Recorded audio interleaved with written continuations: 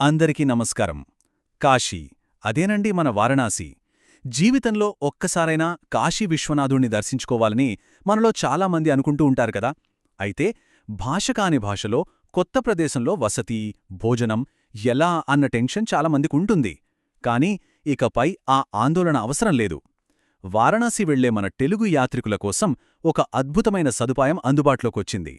ఈరోజు మన ఈ విశ్లేషణలో ఆ విశేషాలేంటో చూద్దాం. సరే, ఇక ఏమాత్రం ఆలస్యం చేయకుండా అసలు విషయంలోకి వెళ్ళిపోదాం. మూల సమాచారం నుండి తీసుకున్న ఈ వాక్యాన్ని ఒక్కసారి గమనించండి.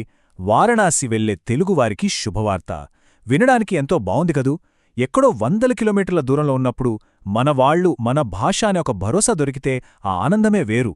ఖచ్చితంగా ఈ వార్త వారణాసి వెళ్లే ప్రతి ఒక్కరికీ ఒక పెద్ద రిలీఫ్ ఇస్తుందనడంలో ఎలాంటి డౌట్ లేదు.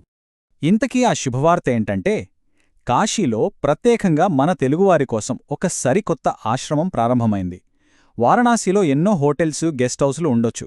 కాని అచ్చమైన మన తెలుగు సంస్కృతికి, మన అలవాట్లకు తగ్గట్టుగా ఉండే ఒక ఆశ్రయం దొరకడం నిజంగా చాలా అవసరం. ఇప్పుడు ఆ లోటు తీరిపోయినట్టే. ఈ కొత్త సదుపాయం మన యాత్రికులకొక సొంత ఇల్లులాంటి వాతావరణాన్ని అందిస్తుంది. ఇక్కడ మనం గమనించాల్సిన అత్యంత ఆసక్తికరమైన విషయం ఏమిటంటే, వీళ్ళందిస్తున్న ఈ 2 అద్భుతమైన సదుపాయాలు, ఒక పక్కేమో చాలా తక్కువ ధరకి గదులు, మరో పక్కేమో పూర్తిగా ఉచిత భోజనం. సాధారణంగా టూర్లకు వెళ్ళినప్పుడు మన బడ్జెట్లో సగం ఖర్చు వీటికే అయిపోతుంది గదా. అలాంటిది ఎంతో నామమాత్రపు ఖర్చుతో బస, పైసా ఖర్చు లేకుండా కడుపు నిండా భోజనం దొరకడమంటే మాటలు కాదు. ఇది సామాన్య యాత్రికులకు ఆర్థికంగా ఎంతగానో కలిసొచ్చే విషయం. ఇక్కడ మనం ప్రత్యేకంగా మాట్లాడుకోవాల్సింది ఈ పూర్తిగా ఉచిత భోజనం గురించే. అసలు ఒక్కసారి ఆలోచించండి. వారణాసిలాంటి ఎప్పుడూ రద్దీగా ఉండే పుణ్యక్షేత్రంలో రోజూ వందలాది మందికి రూపాయి కూడా తీసుకోకుండా అన్నదానం చేయడమంటే మామూలు విషయం కాదు. దీని వెనుక ఎంత పెద్ద మనసుండాలి, ఎంతటి నిస్వార్థమైన దాతృత్వం ఉండాలి. ఏమాత్రం లాభాపేక్ష లేకుండా యాత్రికుల ఆకలి తీర్చడమే లక్ష్యంగా పెట్టుకోవడం నిజంగా హ్యాట్స్ ఆఫ్ చెప్పాల్సిన విషయం. మరీ ఆశ్చర్యకరమైన విషయమేమిటంటే, ఈ అద్భుతమైన సేవ మొదలై ఎన్నో ఏళ్లు అవలేదు. కేవలం 5 నెలలు మాత్రమే అవుతోంది. అవును, అక్షరాల 5 నెలల క్రితమే ఇది అధికారికంగా ప్రారంభమైంది. కాని ఇంత తక్కువ వ్యవధిలోనే ఇది ఎంతోమందికి చేరువైంది.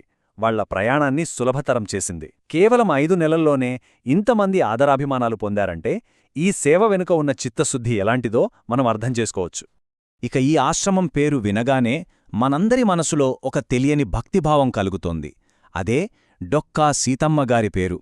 ఆమె కేవలం ఒక వ్యక్తి కాదు, మన తెలుగునాట అన్నదానానికి, దాతృత్వానికి ఒక నిలువెత్తు ప్రతీక.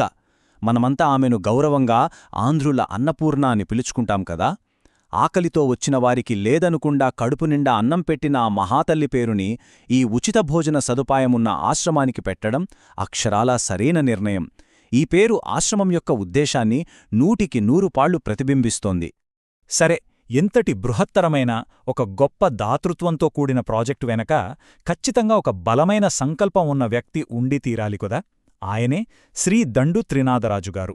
లాభనష్టాలు చూసుకునే ఈ రోజుల్లో ఏ లాభాపేక్ష లేకుండా ఎంతోమందికి అన్నం పెట్టాలనే ఆయన ఆలోచన, ఆశయం నిజంగా అభినందనీయం. కేవలం ఆలోచించడమే కాదు, దాన్ని ఆచరణలో పెట్టి మన కళ్ల ముందు ఇంత గొప్ప ఆశ్రమం రూపంలో నిలబెట్టారు. సో ఇక్కడ కీలకమైన విషయమేమిటంటే, ఈ వ్యవస్థాపకులైన దండు త్రినాథరాజుగారి నేపథ్యం. ఆయన మన పశ్చిమ గోదావరి జిల్లాలోని పాలకొల్లు ప్రాంతానికి చెందినవారు. ఇక్కడ మూల సమాచారం ఆయనని ఒక గొప్ప మనసున్న వ్యక్తిగా అభివర్ణించింది. ఒక్కసారి ఆలోచిస్తే, పుట్టిన ఊరికి, రాష్ట్రానికి ఎక్కడో 100 కిలోమీటర్ల దూరంలో ఉన్న కాశీలో తన సొంత ప్రజల కోసం ఇంత ఖర్చుతో కూడిన ఏర్పాటు చేయాలంటే నిజంగానే ఆయనది చాలా చాలా గొప్ప మనసు అనే ఒప్పుకుని తీరాలి. ఇప్పుడు అసలు ఈ ఆశ్రమాన్ని ఎలా చేరుకోవాలో ఒక్కసారి స్టెప్ బై స్టెప్ చూద్దాం. ముందుగా పవిత్ర గంగానది పక్కగా వెళ్ళాలి. ఆ నది వెంబడి వెళ్తూ ప్రసిద్ధి చెందిన హనుమాన్ ఘాట్ దగ్గరకు చేరుకోవాలి. అక్కడే ఉన్న అవధగర్భి అనే ప్రాంతంలో ఈ ఆశ్రమం ఉంది. అంటే సాక్షాత్తు గంగానదికి సమీపంలోనే ఉండటం వల్ల ఉదయాన్నే పుణ్యస్నానాలు చేయడానికి కూడా ఇది యాత్రికులకు ఎంతో అనువైన పవిత్రమైన ప్రదేశమని చెప్పుకోవచ్చు.